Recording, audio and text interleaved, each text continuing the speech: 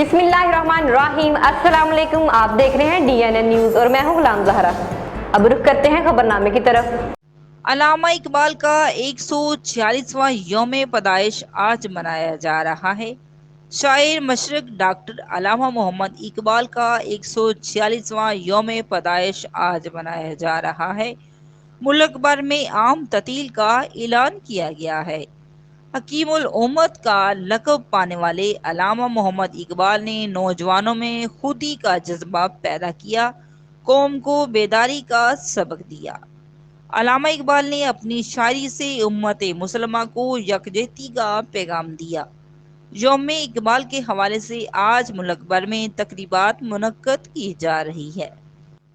उठ बांध कमर क्यों डरता है, फिर दे खुदा क्या करता है।